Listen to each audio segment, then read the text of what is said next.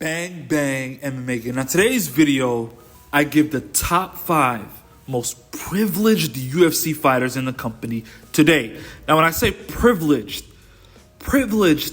is simply people who get shots, undeserved, unearned positions in the company. Now, it's a complete disrespect and a smack in the face to guys who have to earn it step by step, grind day after day, promote themselves, while other guys can just get simple title shots and number one contenders matches for absolutely nothing. Now, starting off at number 5, we have the guy who the term Dana White privilege was towards. That term coined by the one and only Tony Ferguson, but was towards number 5, Michael Chandler. Now, Michael Chandler is a guy. Now, coming into the UFC, Michael Chandler, he did have a lot of, let's give him his credit. He did have big wins. He was a champ. He did have big wins coming in. But let's be fucking honest. It don't matter what you do in other organizations. You come here, you have to prove yourself. Now, Michael Chandler comes in with the boom, knocks out Dan Hooker, gets a title shot. Now, people are going to say Dustin Poirier turned down the title shot to fight Conor again. It's true. It is what it is.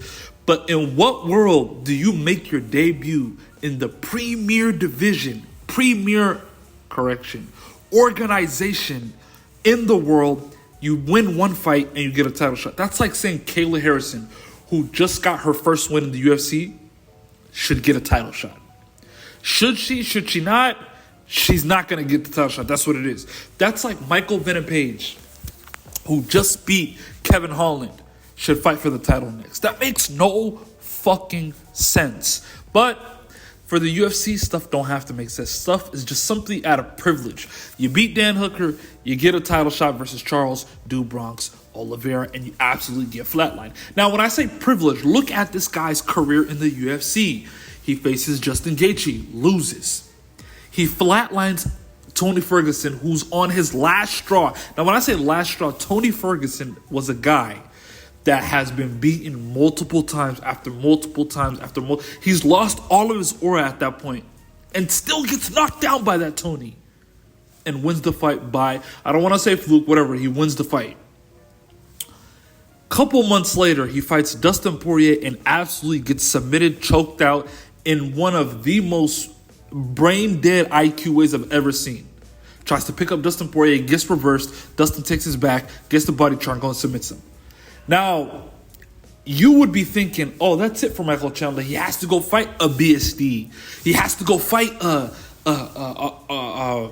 Fiziev, a Arman, a Mateos Gamrot, a Jalen Turner. No! He gets to fight Conor fucking McGregor after that. Like, let's be honest. You're in the UFC. You're 2-3 in the UFC. Then you get a Conor McGregor fight. You get submitted. You're coming off a loss. Then you get a Conor McGregor fight. It's fucking weird, bro. Now, when I say privilege, that is the premier definition of privilege. You get a bullshit call out and you get the Conor McGregor fight after coming off a loss. You already got my blood boiling for this video, but that was number 5. Moving on, we have Sugar Sean O'Malley. Now, this guy has proven to be a champion. This guy's a great fighter. I'm taking nothing away from Sean O'Malley. Personally, Sean O'Malley, I like his style. His little feints, it'd be having people tweaking, absolutely tweaking. But Sean O'Malley. Now, when we go down the timeline of Sean O'Malley, this fucking guy has a no contest against Pedro Munoz in a fight to where Pedro Munoz won the first round. The second round starts and it's a no contest. Fight's over. You get fucking Peter Yan. You get Piotr Yan after no contest with Pedro Munoz. Think about what I just said. Peter Yan was number 1 in the division, the number 1 in the division. And you get a Peter Yan fight? He didn't have to fight nobody. Why? Like, you get that big of a jump. Why are you fighting Peter Yan after not even beating Pedro Munoz? If you beat Pedro Munoz, we get it. Hands up. You got it, Sean O'Malley. You got it. But he fucking no contest in a fight he was losing versus Pedro Munoz, then gets Piotr Yan. Now, People say he won, he lost, whatever. Closest fight ever. I thought Petr Yan got robbed, in my opinion. I thought he was robbed when I first watched it live. I rewatched it, took my bias out. It was a close fight. 2 rounds to 1. Petr Yan won. Whatever. He beats Petr Yan via that way. He beats Petr Yan in Abu Dhabi. Then you're thinking, there's no way that this guy actually is going to get, like, we're going to see a rematch, right? No, he gets a title shot. But guess how he gets a title shot? Aljamain Sterling, in that same amount of time, Aljamain Sterling, on the same night, UFC 280, Aljamain Sterling beat TJ Dillashaw. Aljamain Sterling comes back in May and beats Henry Cejudo. Now, as a champion, I'm thinking, what the fuck? I'm taking the whole summer off. I'll see y'all in October. They told him, you're fighting in August in Boston. And if you say no, you're getting stripped. Well, I don't know if they actually said you're getting stripped. But they said you're fighting in August. He's like, what the fuck? Against Sean O'Malley. Now, Sean O'Malley has all this time to fucking rest, get beefed up, like get into, like actually train his grappling. Like, come on, bro. Like, when we talk about privilege, it's who are they pushing? Who is the machine behind? Who do they want to see win? And it's not fair. I hate Aljamain Sterling with a passion, but it's not fair for a champion to have to double back in a 2-month span just because this guy wants to fight in Boston. Come on, bro. Is that not privilege? It's privilege, and that's privilege, man. Premier privilege, those two, Chandler and Sean O'Malley. Now we start getting into the absolute top of the food chain privilege. Moving on. Number 3, Israel Adesanya. Now, Israel Adesanya. People gonna say it's a wobbler. Israel Adesanya is a guy that if you look at his past couple fights, he's 1-2 in his last 3. And he's getting a title shot. Think about what I just said. He's 1-2 in his last 3. He's coming off a loss, and he's still getting a title shot. Now, it's happened before to where people have lost and get a title shot, but not after 1-1 and before that. Now, Israel Adesanya had a boring fight with Jared Cannonier. People thought he lost to Robert Whittaker. Like, what are we doing? Like, Dana, what are we doing? The Robert Whittaker fight was close. The Jared Cannonier fight was boring. Alex Pereira absolutely flatlines him. He flatlines Alex Pereira, loses to Sean Strickland. Now he gets a title shot again. We're not even going to talk about the Jan Blachowicz fight where he lost that fight. Like, when you start looking at guys, it's all about who's going to make me the most money. There's no such thing as deserve anymore. Like, guys could just get it just cause, and I'm tired of it. And that's why we're making this video calling out the UFC and the machine, basically. The guys that push these guys. Sean Shelby, Hunter Campbell, Dana White. It's all these type of guys that are pushing certain fighters and giving them privilege. Now, he loses to Sean Strickland, 50-45. Sean Strickland gets beat, and he's fighting in a split decision, don't forget. Now, after that split decision, he has to fight Israel Adesanya. Sean Strickland was a split decision, was the champ. Didn't get a rematch, but Israel Adesanya was coming off a loss to Sean Strickland, gets the fight. What the fuck are we doing? Privilege at its absolute finest, at its absolute best, is Israel Adesanya. Leon, number 2. Now, top of the food chain, here we are. We are almost at the mountaintop. Number 2 most privileged UFC fighter is the Dagestanis. The Dagestani Fighters. Now, who am I talking about, the Dagestani Fighters? I'm not talking about every single Dagestani, but I'm talking about Islam Makahchev, Umar Nurmagomedov, Shamil Gaziev. And I like Shara Bullet, but I have to be honest. I like Magomed Ankalaev. I have to be honest. Like, when you start looking at names, Ikram Aliskerov, like, you're telling me Ikram Aliskerov makes his UFC debut, has like 1 or 2 fights, then gets Paulo Costa, who's in the top 5? The fight never went through, but he got Paulo fucking Costa booked? Like, Shara Bullet, I get it. He came into the UFC. I love Shara Bullet's style. But Shara Bullet calling out Marvin Vettori, and they're thinking about actually making that fight happen? Like, what are we doing? Islam Makahchev getting a title shot after beating Bobby Green?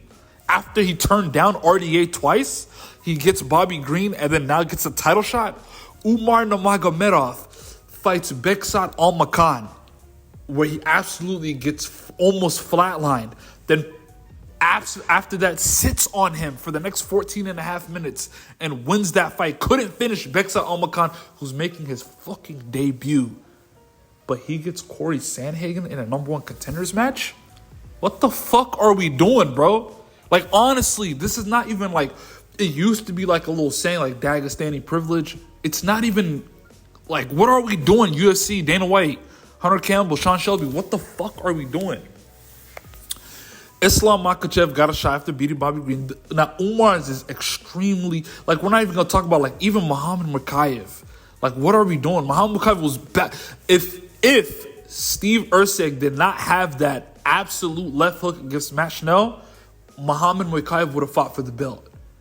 After beating Alex Perez the way he beat him. Like, what are we fucking doing? Now he's fighting Manel Kape. Like, this privilege is going crazy. Now, I like Magomed Ankalaev. I'm a Magomed Ankalaev fan. Magomed Ankalaev is a contender, number one contender.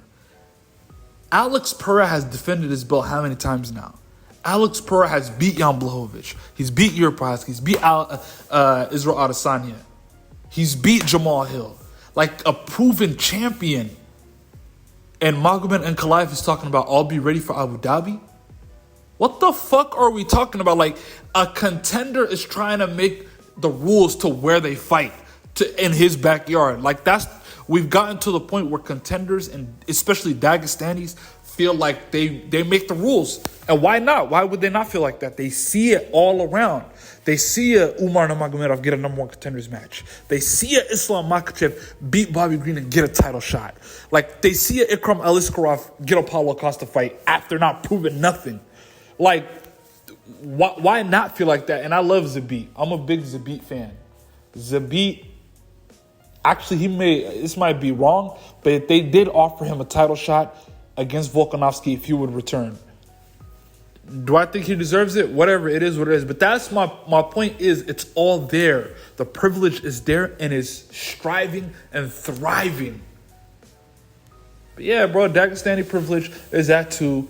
But they don't make the number one list. The number one most privileged fighter in the UFC is none other than Mr. Cop calling, federal officer calling, Colby Chaos Covington. Now, when we talk about somebody who's an elderly beater, who beats the elderly, it's Colby Covington. His whole career is based off beating old guys. Like, what's his last win that was in the UFC? Who's his last win that's in the UFC? Like, you take a deep dive in this guy's career. He beats RDA. He gets two good wins. They're old, though, RDA and Robbie Lawler. He gets the Kamaru Usman fight. We're like, okay, let's see him. He gets his jaw broken and absolutely flatlined by Kamaru Usman, right? So we're thinking he has to earn his way back. He beats Tyron Woodley in a fucking whatever. He beat Tyron Woodley. He gets another title shot. Like, certain guys have to win 2-3 times to even get a title shot. He wins one fight, gets a title shot. So we're thinking, oh, this is his chance to break through. It's a close fight, but Kamaru Usman clearly won. So we're thinking, now you're in the back of the line. You have to win 2-3 fights to get back here. You're telling me you lose to Kamaru Usman, you beat Jorge Masvidal, and then you get another title shot. Think about what I just said. In a division as stacked as welterweight, we have Gilbert Burns, we have Bilal Muhammad, we have so many good fighters. We have Leon Edwards.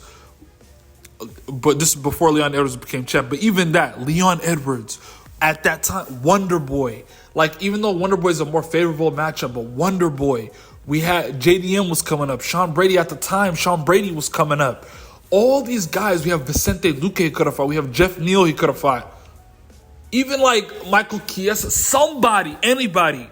He beats Jorge Masvidal and he gets a title shot. And he's so, like, I get it if a guy's fighting 3 times a year, wins 2 out of 3, I give him a title shot. The guy fights once a year. He fought once in 2020, once in 2021, once in 2022, once in 2023. and we're still waiting for a title shot right now, a fight announcement. This guy's fucking privileged, bro. Are we gonna be honest or not? The most privileged UFC fighter. It's not even fucking close. He beat Jorge Masvidal. He was a quote unquote backup for the Kamaru Usman Leon Edwards fight, and now he got a title shot. And absolutely got 50-45. Now watch, he's gonna beat like a. Ian Gary already got a fight booked, so they're gonna give him, which is stupid. He should have fought Ian Gary. He would have beat Ian Gary, and he would have been in title talks again. But he's gonna, if he faced Gilbert Burns, he's gonna lose. Like, there's not a lot of options. I can't lie. Him versus Kamaru Usman.